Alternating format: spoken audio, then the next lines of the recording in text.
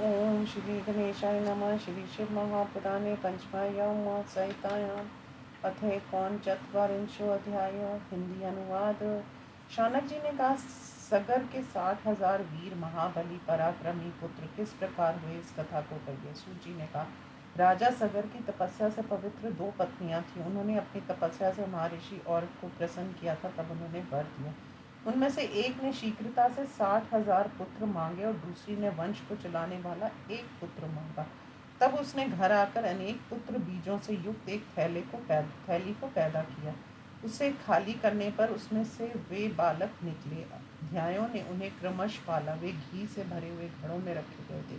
कपिल मुनि की नेत्र की अग्नि से जलने से बचा हुआ एक पंचन नामक पुत्र राजा हुआ। तब उनसे शक्तिशाली अंशुमान हुए। उनके पुत्र दिलीप हुए। इसी वंश में राजा भगीरथ हुए, जिन्होंने नदियों में श्रेष्ठ गंगा जी को पृथ्वी पर उतारा। समुद्र ने सम्मान के साथ इसे अपनी पुत्री माना। भगीरथ के पुत्र श्रुतसेन हुए। उनके पुत्र नाभाग परम धर्मात्मा थे। नाभाग के पुत्र अम्बरीश, उनके पुत्र सिंधुद्वीप, उनके बांधव शक्तिशाली अयुताजित हुए। अयुताजित के पुत्र महान यशस्वी ऋतुपूर्ण हुए। ये दिव्य अक्ष हृदय पांसा खेल के ज्ञाता थे तथा राजा नल के मित्र थे। ऋतुपर्ण के पुत्र महातेजस्वी अनुपर्ण हुए। उनके पुत्र मित्र सह नामक कलमाशपाद हुए। कलमाशपाद के पुत्र सुप्रसिद्ध सर्वकर्मा हुए। उनके पुत्र अनरण्य हुए। अनरण्य के पुत्र विद्वान राजा मुंडी ध्रुव हुए। उनके पुत्र निषद रति खटवांग हुए। हे अनग, जिसने स्वर्ग से इस लोक में आकर जीवन पाकर अपनी बुद्धि से तथा सत्य से तीनों लोकों का संग्रह किया, उनके दीर्घ बाहु पुत्र हुए। उनके पुत्र रघु, रघु से अज और अज के पुत्र राजा दशरथ हुए। दशरथ से धर्मात्मा महान यशस्वी राम हुए। वे विष्णु के अंश थे, शिव भक्त थे, जिन्होंने रावण को मारा। उनका चरित्र पुराणों तथा रामायण में कहा गया है। अंत वह यहाँ विस्तार से नहीं कहा। राम के पुत्र कुश हुए, ये भी प्रसिद्ध थे। कुश से अतिथि और उनके पुत्र निषद थे। निषद के पुत्र नल, नल के पुत्र नभ, नभ के पुत्र पुंडरीक और उनके पुत्र क्षेम धनवा हुए। क्षेम धनवा के पुत्र प्रतापी देवानीक और उनके पुत्र अहिनगु हुए। अहिनगु के बांधव सहस्वान, उनके पुत्र इक्ष्वाकु वंशज वीरसेन थे। वीरसेन के बांधव पारियात थे। उनके पुत्र बल, बल के पुत्र स्थल हुए। सूर्य के अंश से उनका प्रतापी पुत्र यश था। उनका पुत्र अगुन और अगुन से विधृति का जन्म हुआ। उनके पुत्र हिरण्य नाभ, उनके पुत्र योगाचार्य थे।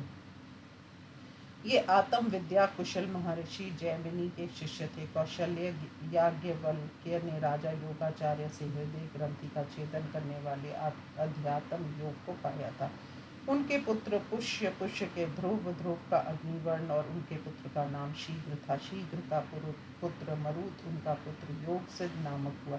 वे आज भी कलाप ग्राम में रहते हैं। कलियुग के अंत में वे वहाँ के निवासी मुनियों के साथ नष्ट हुए।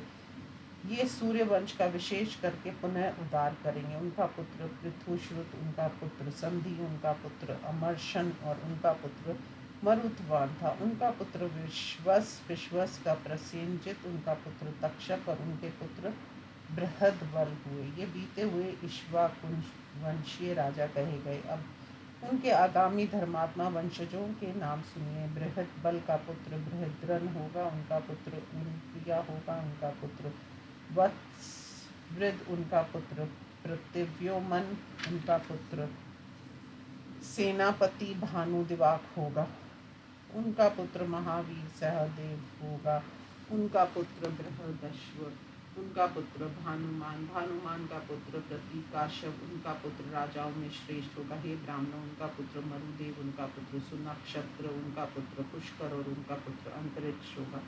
उनका पुत्र सुतापा, उनका पुत्र वीर, उनका पुत्र मित्रजित, उनका पुत्र बृहदभोज, उनका पुत्र बहवी होगा। उनका पुत्र कृतंजय, उनका पुत्र रणंजय, उनका पुत्र मय, उनका पुत्र शाक्य, उनका पुत्र शुद्धोद, उनका पुत्र लांगल, उनका पुत्र प्रसेनजित, उनका पुत्र शूद्रक, शूद्रक का पुत्र रुनक, उनका पुत्र सुरथ, उनका पुत्र वंश निष्ठा को समाप्त करने वाला सुमित्र होगा। ये सत्कर्म करने वाले धर्मात्मा तथा विचित्र वीर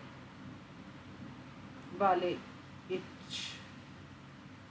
एक इक्ष्वाकुओं का वंश सुमित्र के पश्चात समाप्त हो जाएगा। उनका शुभ वंश सुमित्र राजा को पाकर कलयुग में समाप्त होकर ब्रह्मा सतयुग में फिर बढ़ेगा।